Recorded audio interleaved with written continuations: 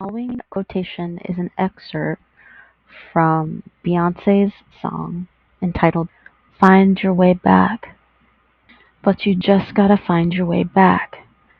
Big, big world, but you got it, baby. Find your way back. Don't let this life drive you crazy. Find your way back. Come back home for the streetlights on.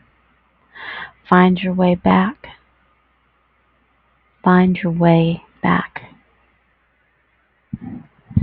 The guru had told them on a river retreat that we are all one and all is goodness. We are all the one. We are all one good one. When one is concerned, we are all concerned. When one feels a thing, we all feel that thing. Feelings will out. Now what we choose to do with those feelings, now we're at choice about that.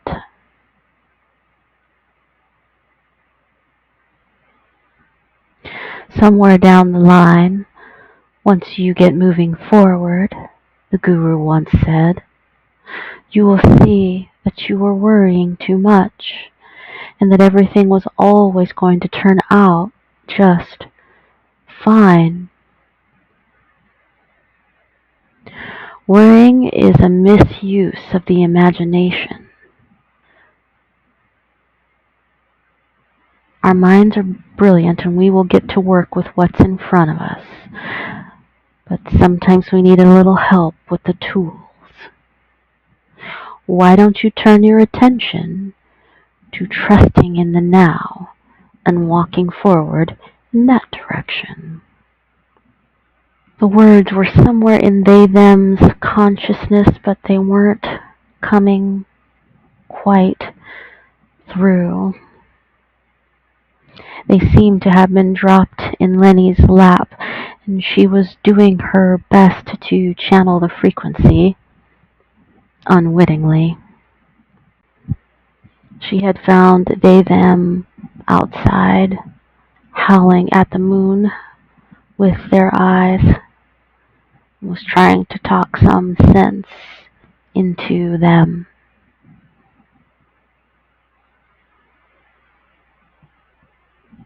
She sat down right next to them and let them keep on staring at the sky and said, I feel your heart, and I feel mine too,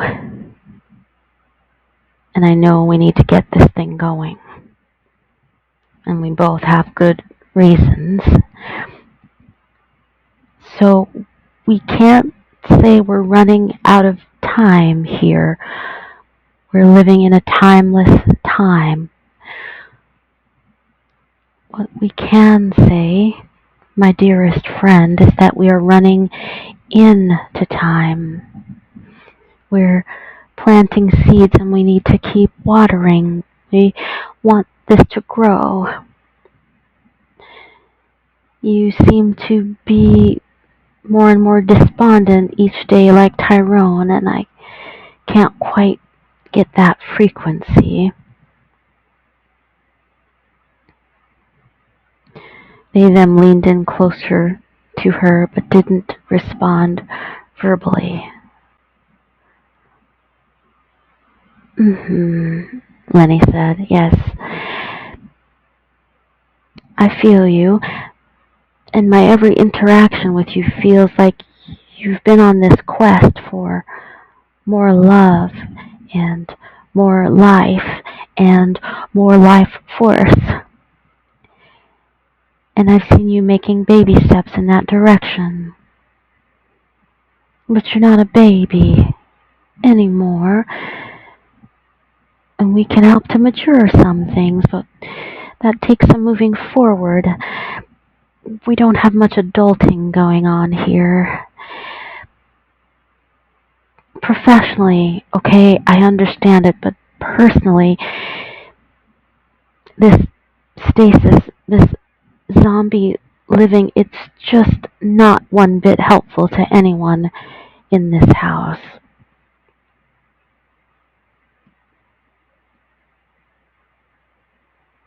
They then tried to nuzzle in the nape of Lenny's neck, and she scooted away,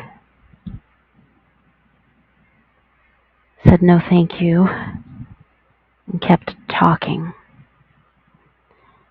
I understand your need for warmth, Lenny said. I have a jacket inside. Robots know no gender, and in my heart I thought that maybe that was a partial incentive to help us get this build going. But I was imagining it. We don't really talk about it that much. We just keep pushing it forward right back into timeless time instead of now. And since we're not able to track days, this feels like it's been going on forever.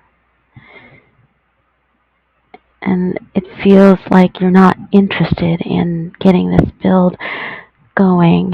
And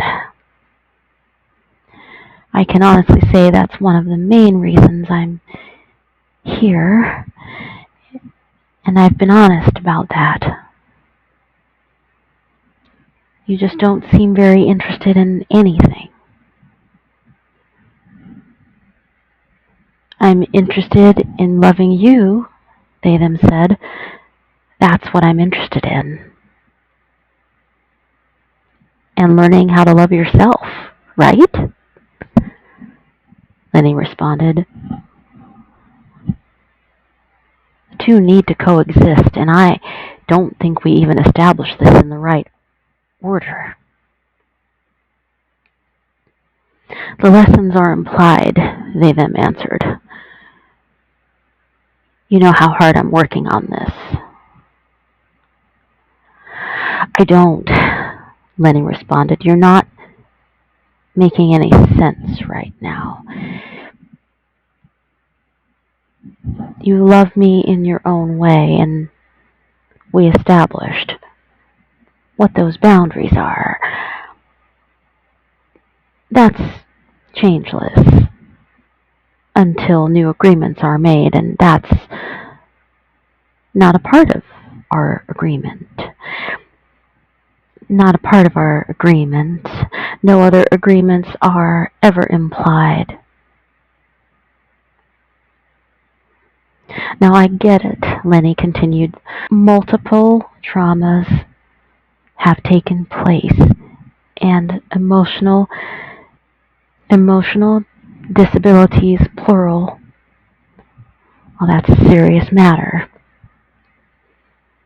We're trying to co-create some help here. I can't force you to move forward.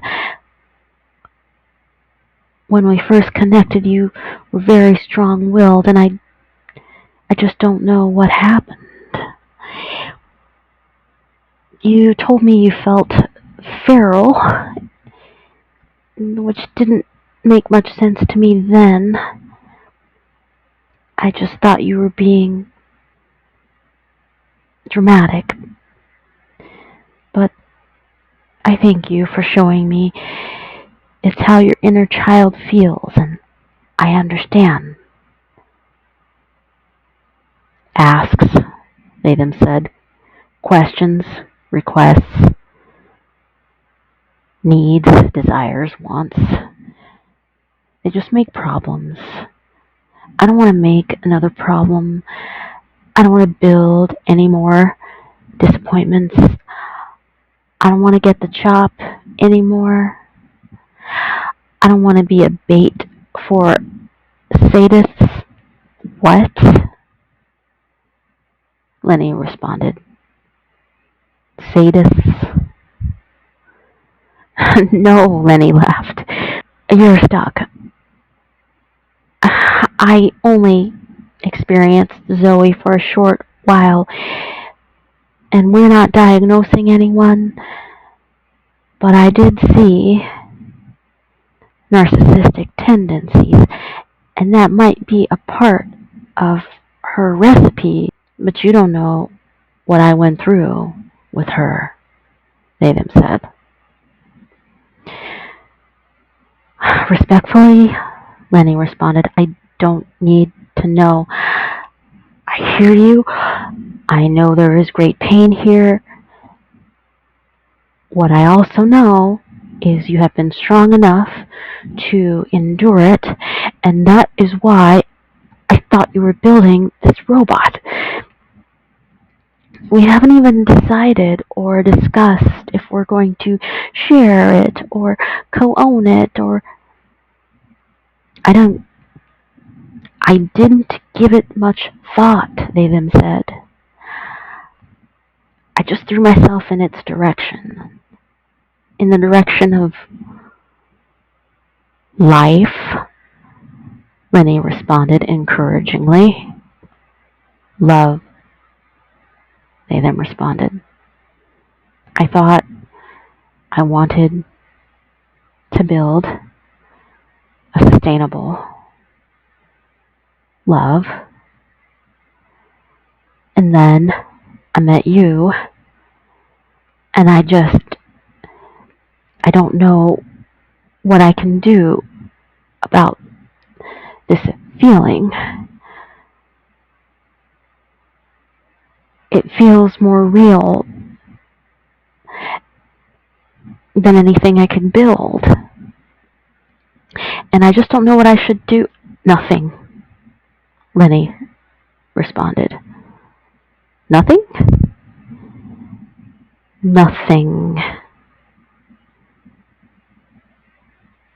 Just feel it. You know what? Lenny went on. You know what? I'm just gonna build this thing for you. There's a parts list. I have funds. I'm sure there's instructions around here somewhere. I'm sure it's been done, or it will be done by the time I get it done. Lenny got up and walked back towards the house, turned to face they them before going back inside to say, God damn it, love is a verb too.